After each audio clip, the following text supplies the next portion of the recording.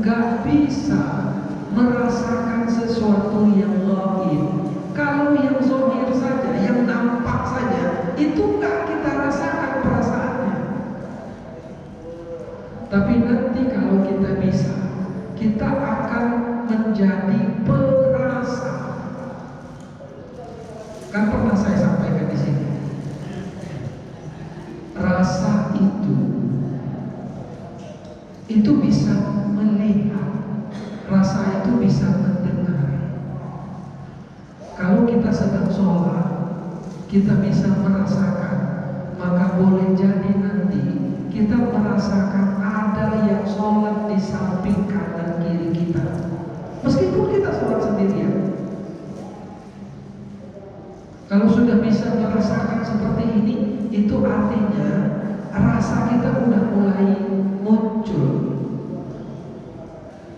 Saya pernah bilang pada pertemuan yang lalu barangkali, kita sedang duduk-duduk, tiba-tiba terdengar orang beri salam, assalamualaikum. Kita tengok kanan kiri, gak ada orang. Tapi kita dengar ada orang beri salam. Pertanyaan saya, kita jawab bukan? Kalau ibu sendirian tengah malam, hujan lebat, mati lampu, ada orang beri salam, orangnya nggak ada, tapi suara salamnya ada. Apa yang terjadi? Kemana lagi? Mati lampu.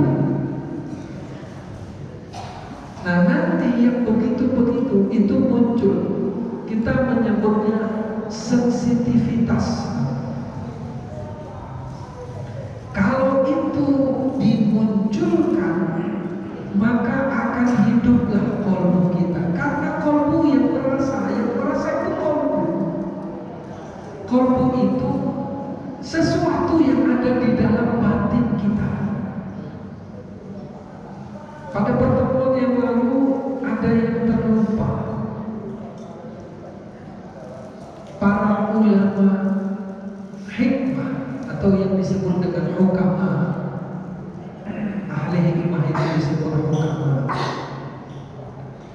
Mereka mengatakan bahwa rajab itu terdiri dari 3 huruf, dan masing-masing huruf ini itu ada maknanya.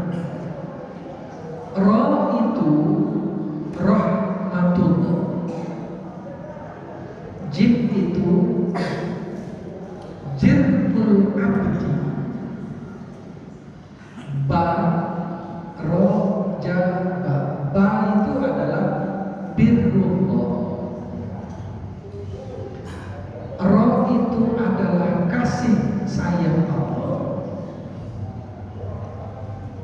jim itu jirul abdi, kesalahan dosa hamba, baru banyak adalah birrullah, kebaikan.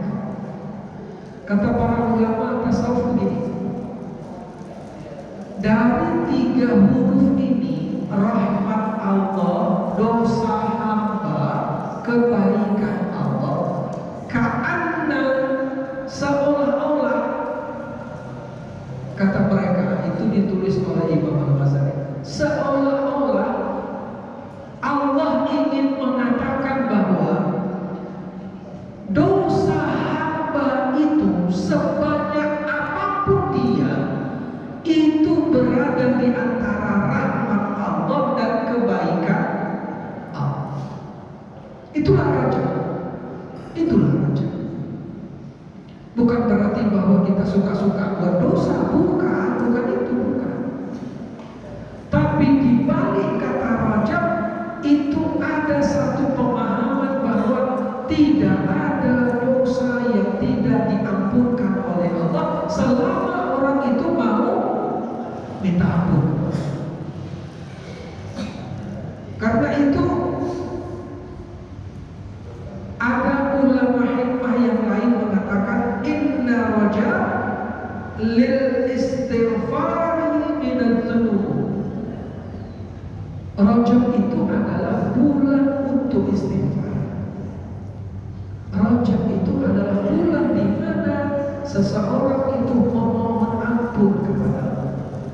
Karena rajab itu bulannya, rajab itu bulannya. Sya'ban itu apa? Sya'ban itu li'islahil qalbi minal uyub.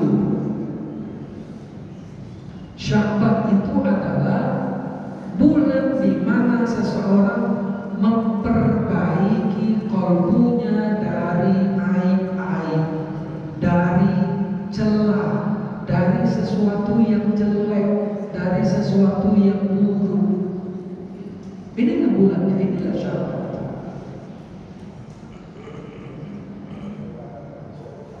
Saya mungkin pernah sampaikan, tapi akan saya ulang.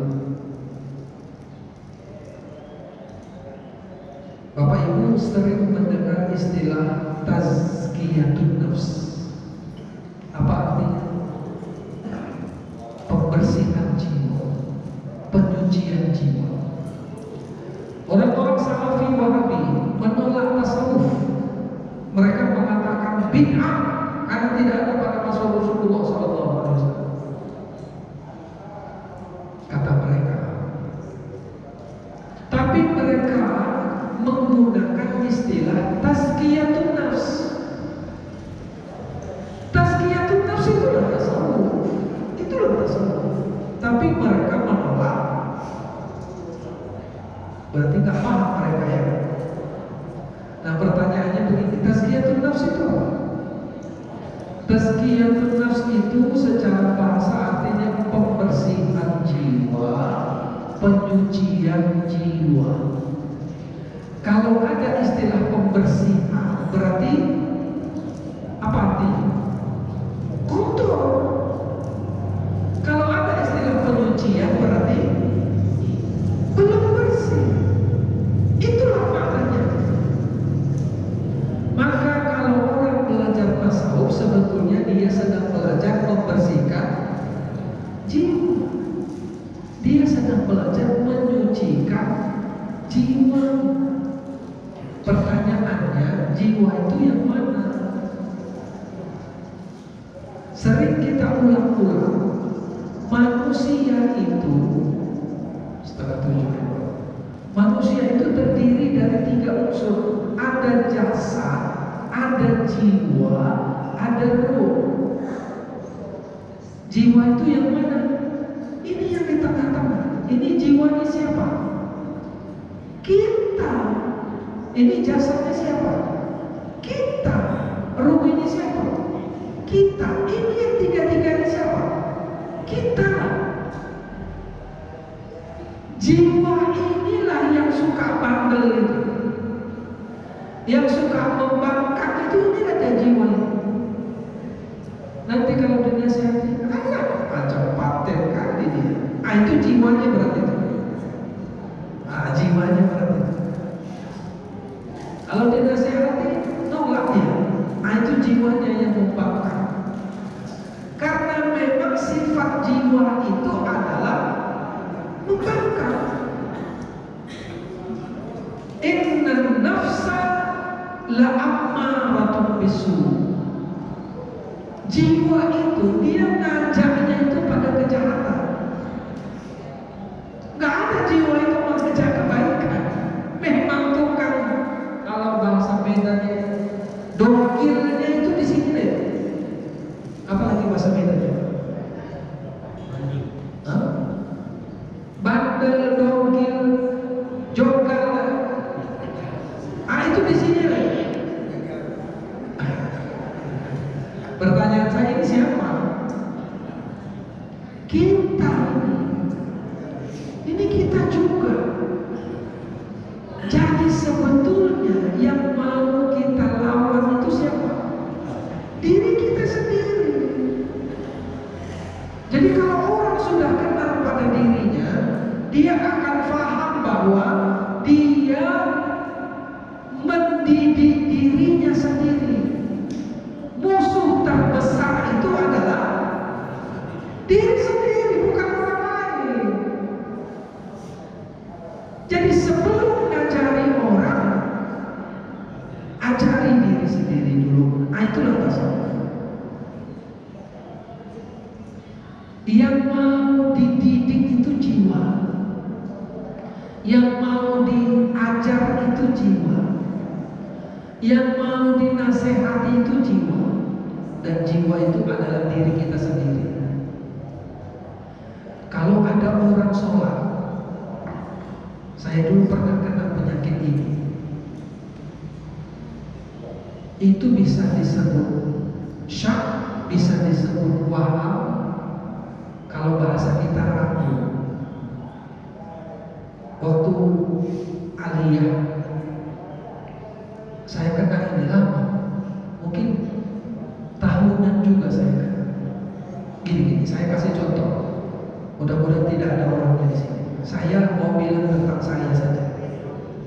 Ada orang yang ragu dalam hidupnya, termasuk ketika dia mau sholat. Sekali lagi, mudah-mudahan tidak ada di sini. Saya dulu kalau sholat, imam di depan itu sudah takbir Allahu Akbar. Yang sering itu sholat tanpa suara, zuhur, asar, itu yang paling sering, yang saya ingat. Kalau imam sudah takbir Allahu Akbar, yang lain takbir kan? Nah, yang lain takbir, saya mulai takbir Allahu